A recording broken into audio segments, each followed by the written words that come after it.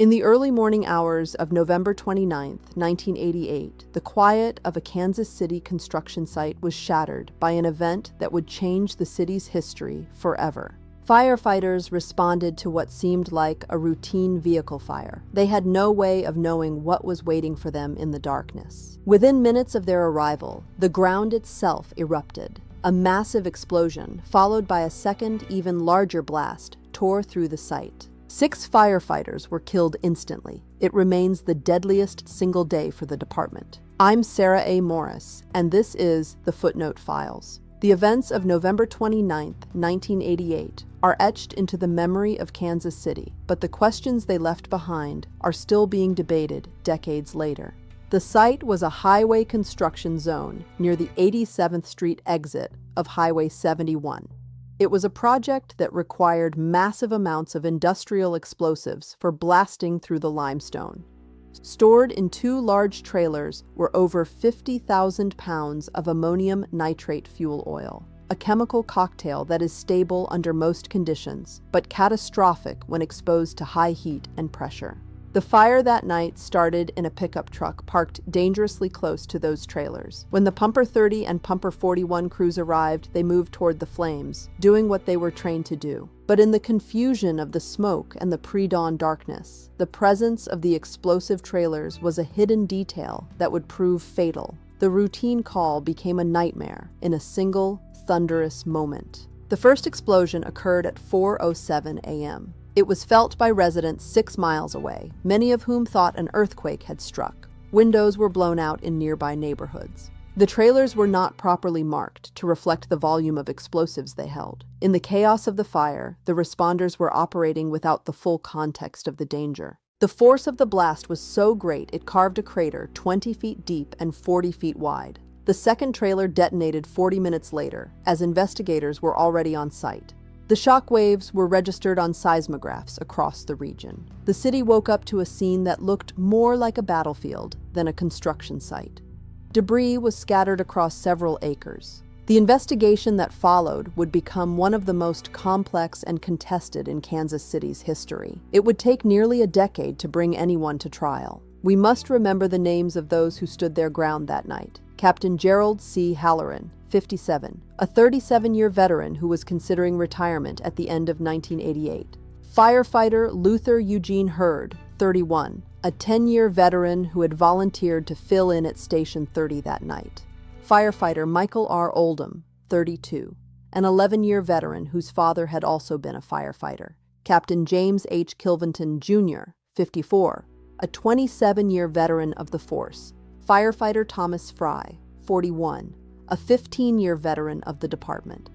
Firefighter Robert D. McCarnan, 42, a 20-year veteran who had served his entire career at Station 41. Men who had answered hundreds of calls before this final one. They were the heart of their crews. Behind the badges were lives full of stories we often forget. They were men who spent their holidays at the station, ready to leave their own families to save ours. That night, they followed a routine that had become a calling. Their training had taught them how to fight fire, but no training could prepare them for an industrial explosion of this magnitude. They were facing an enemy they couldn't see. In the fire service, you move toward the danger, while everyone else is running away. It's a fundamental paradox of the job. On that November morning, they didn't hesitate. They answered the call. One last time. As the sun rose over Kansas City, the city realized what it had lost. The fire department was in mourning, and the search for answers began immediately. The investigation was headed by the ATF and local police. They quickly concluded that the fire had been intentionally set.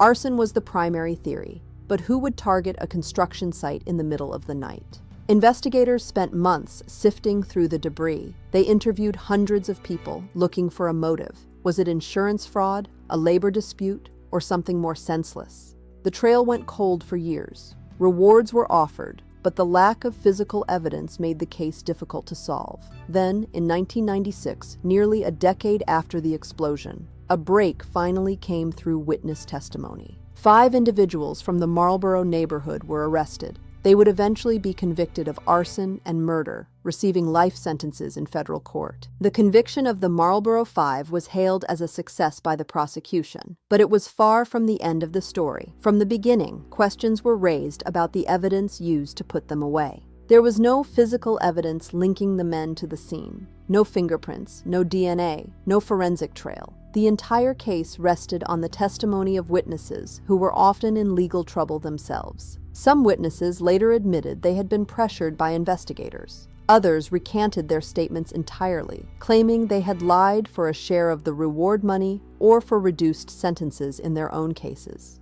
And then there were the alternative suspects. Journalists from the Kansas City Star spent years investigating the possibility that security guards at the site might have had more information than they originally shared. The official record says the case is closed, but in the archives of this city, the files remain open in the minds of many. The footnote files isn't just about what happened, it's about what we might have missed in the rush for justice. As of 2026, the status of the Marlboro Five has shifted significantly. Richard Brown, who was just 18 at the time of the fire, was granted compassionate release on March 2, 2026. A federal judge vacated his life sentence, citing his youth and exemplary rehabilitation during nearly 30 years in prison. He is now serving 5 years of supervised release. Brian Shepard was the first to be freed, released in 2017 after a Supreme Court ruling on juvenile life sentences, but others remain behind bars. Darlene Edwards is still incarcerated in federal prison.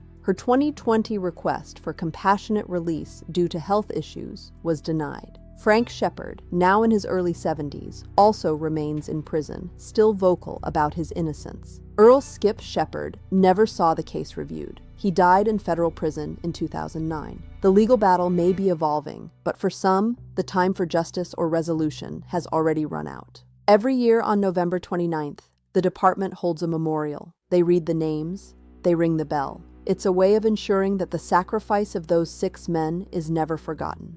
The monument stands as a permanent reminder of the courage it takes to answer the call. It's a place for reflection, for the families, and for the city they served. We often look for closure in these stories. We want a clear ending, but history is full of footnotes, forgotten statements, and alternative theories that never made it to court. The names remain, the sacrifice remains, and the questions remain. We don't just remember the headline, we remember the context left behind. As we look back at the 1988 explosion, we see more than just a disaster. We see a community that came together in grief. We see a department that learned from tragedy. The lessons of that night led to better marking of industrial sites and improved safety protocols. Their sacrifice saved lives they would never know. A life of service is defined by the moments where you put others before yourself. The 6 who died that morning did exactly that. They were where they were supposed to be. Their names are now a part of the city's fabric, a footnote in the history of arson, but a headline in the hearts of those who loved them. We may never have all the answers. The past has a way of holding onto its secrets, but we can choose how we remember those who were lost in the struggle for them. In Kansas City, the memory of November 29th is a somber reminder of the cost of service, a day of thunder, a day of loss, and a day that will never be forgotten. The investigation continues in the minds of the people. The footnote files will keep searching for the context buried beneath the headlines. We'll see you next time in the archives. Thank you for watching.